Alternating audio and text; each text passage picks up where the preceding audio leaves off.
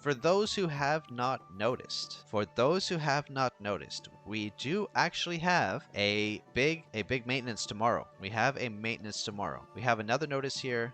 Oh, okay. We'll go to that secondly. All right. We have some big news to go over here. So let's take a look at this together. We're gonna look at the maintenance notice together. If you haven't seen it, it's some pretty interesting stuff here, and we're gonna go through this together. I'm gonna read through it first, and then any questions you have along the way, I'll make sure to answer as well. So this is tomorrow, the 21st of January. It's a 3-hour maintenance, which is pretty fast. I feel like this game has generally pretty fast maintenance updates compared to other games that I've played on mobile. So the first thing we have here, we have game balance adjustments. This is the first time that we're seeing this. We have our first game balance adjustments. That is, in fact, the Sword Bearer class and the Acolyte are getting damage balancing, which is pretty interesting.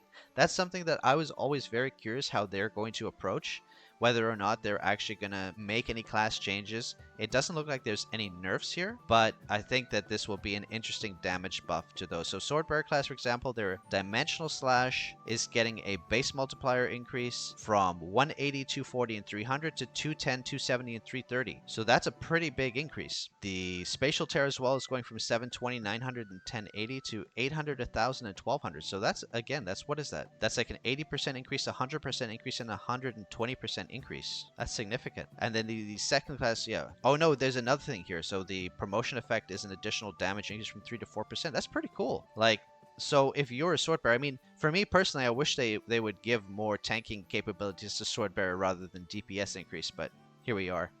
1 second here. And then we have Acolyte. Acolyte is also getting some class adjustments here. So Acolyte's second job skill, Twin Flame, base multiplier is going from 180, 220, 260 to 200, 260, and 320. And then Death and Rebirth as well is actually getting a pretty big boost here. 550, 660, and 770 to 720, 860, and 1000. So this is actually a big, this Death and Rebirth is a big increase. That's impressive. So basically we have the first class balancing here, and we're getting a DPS increase to CC2 of Sword Bearer and Acolyte. So if you're Sword Bearer and Acolyte and you run your DPS builds at all, this should be a nice bonus to you. Can Sword Masters tank in dungeons in DPS mode? No, they can't. I mean, you need to be in your tank spec in order to tank. You have your DPS spec separate from your tank spec, but it is going to help your DPS spec. It won't help your tanking abilities. And someone else says they should be adjusting Archmage instead of Sword Bearer and Acolyte. I don't disagree with you. But let's move on, because this is just the beginning. This is just the beginning of these notes. Let's go through here. So here's the big one. Are you ready for this? Melomon level up optimization. After maintenance, Melomon levels will be bound to the slot. So when you replace your maintenance support Melomon, the new Melomon will inherit the level of the replaced Melomon. So this is huge, because this has always been an issue for those who are like a multi-spec, like we just said, Sword Bearer or Acolyte. So it's really big. And this is going to be a nice QOL for us, honestly. This is a really nice QOL now. We have this change that's going to allow the Melomon level up to be on the slot and not on the individual Melomon. So that's very nice, especially for, like I said, healers, Acolytes, and Sword Bearers who are currently basically swapping back and forth between two main Melomon. This will make this process a lot easier for them.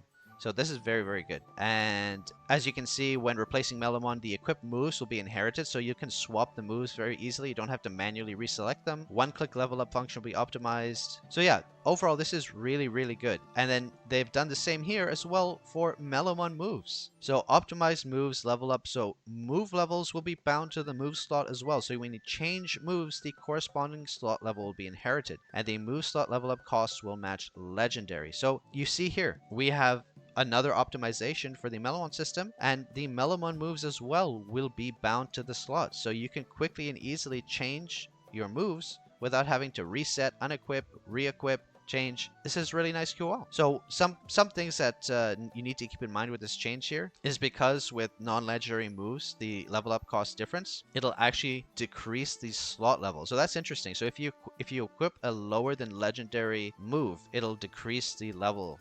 So that's interesting, something to keep in mind. This might actually change. We'll have to analyze this, because this, at the moment, there's an optimization with moves where you can equip like a blue rarity move, a rare rarity move, in order to get some additional move XP. But it looks like this might actually no longer be as viable. So we're going to have to analyze whether that makes the running a lower rarity defensive move for DPS is no longer viable. We have to analyze this later. So again here, so non-legendary moves can only reach a max level of 40, and if it's equipped in a slot exceeding level 40, it will display as 40 with corresponding artifact attributes. So that's important to keep in mind. Similar moves will be merged and displayed together, and the move storage limit will be removed. Great to know. Next up, we actually have quite a lot about the Cat Bun system, which I thought was pretty interesting. So the Cat Bun system here added a Cat Bun collection function. Adventurers can now collect UR level Cat Buns. Collected Cat Buns will be displayed in the display cabinet but will not occupy the cabinet's quantity. And when the collected Cat Bun's appreciation level reaches Purple Paw 4 and Orange Paw 4, rewards will be given. So it's basically, I mean, I don't want to read word for word all of this, but they've added a whole bunch of QOL and optimizations as well. Fermentation for non-latest generation UR Cat Buns. This is interesting because this 0.5, if you look at this, Cat Bun added fermentation function for non-latest generation UR level Cat Buns. We only have Gen 3 UR Cat Buns, so this means that they're basically talking about Generation 4 UR Cat Buns, which we don't have, and I don't know what our ETA to getting Gen 4 Cat Buns are.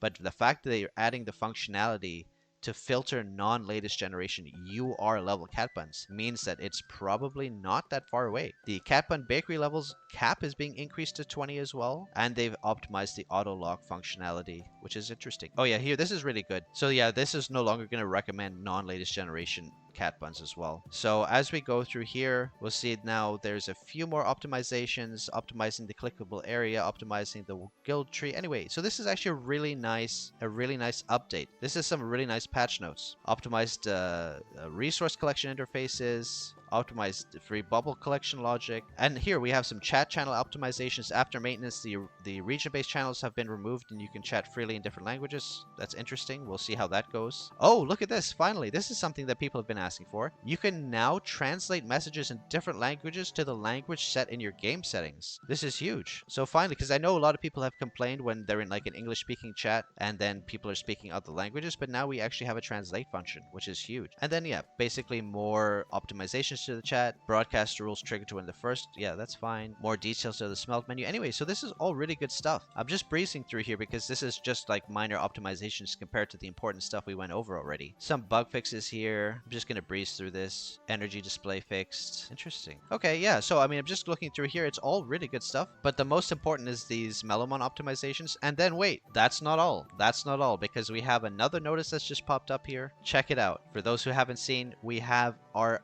official notification of cross-server matchmaking, which is finally in place. So listen to this. The following service will enable cross-server matching for Dragon's Bounty, Perilous Trials, and Waves of Horror. So officially now we get confirmation that we are getting cross-server matching for Dragon's Bounty, Perilous Trials, and Waves of Horror. That's huge. That's more that, you know, like I said, they're going to be pushing more and more cross-server content. This is, in my opinion, just the first wave. And this is going to be great already for those who find themselves on a later server and maybe say that there's not that many high-level players in your server. This is perfect. This is going to be tomorrow, the maintenance, yeah.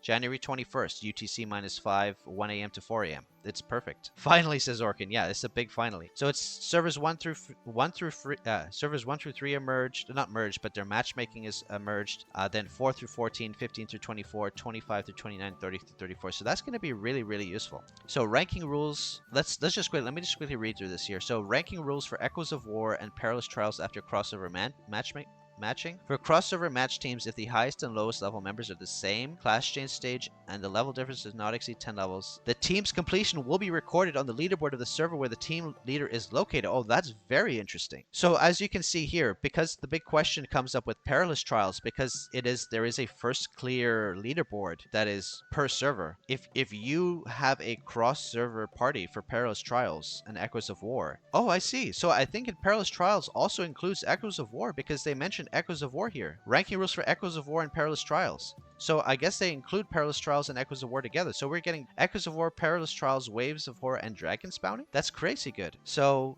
yeah, anyway, but basically what they're saying is if you have a cross-server team for any Echoes of War, Perilous Trials, the party leader is going to be the server that gets counted anyway. Layloons asks, I wonder if you cleared on another server that you're not in, does that consider yourself ranked? It's just saying no. Only if you're the party leader. If you're the party leader, then yes. If you're not the party leader, then no.